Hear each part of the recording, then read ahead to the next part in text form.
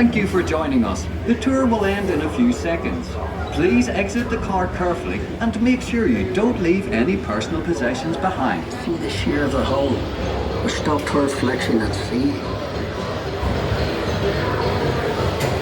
The stern frame had to be strong enough to take the rudder turning in heavy seas.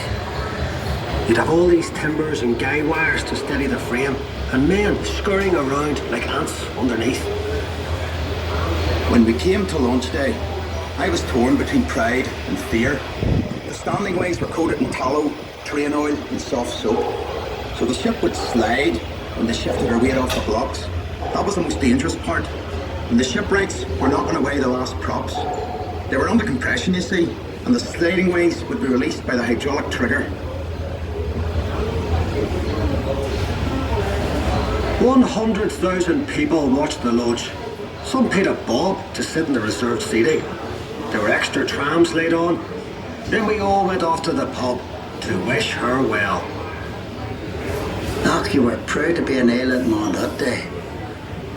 And Titanic was the pride of Belfast. I was attached to that like a skeleton. Workshops everywhere. It took weeks to find your way around. There'd be workshops for every trade you ever heard of. Painters, sailmakers, coppersmiths, boiler makers, cabinet makers. I even learned a bit about French polishing off them.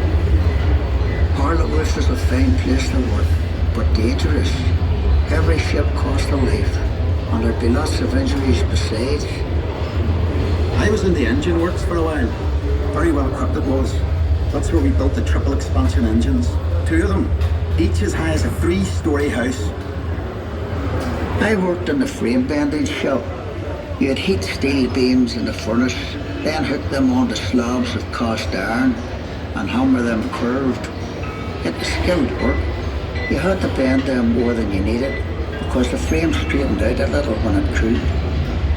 The shell plates that made up the hull weighed up to 4.5 tons. They were taller than the da. The plates were overlapped on the edges.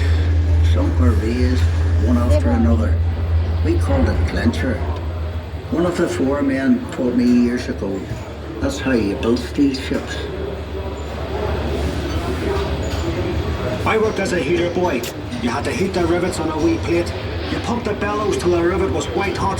Then you get a hold of it with your tongs and throw it up to the catcher. And he put it in the hole in the plate with the holder up. There were 2 of us on the other side of the plate with the holder up. We had to hammer the rivet so it filled the hole before it turned dull red. The double bottom. That's a wee space we called the tanks, made up of steel plates. The rest of the rivet squad all had to fit into that gap.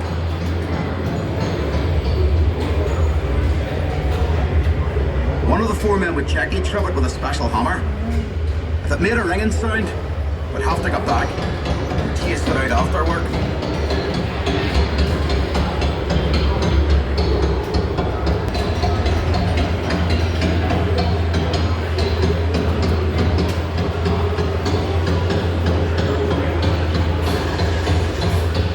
We were paid 31 bob a week. The heater boy and catcher got 16 bob. But we all worked the same 54 hours.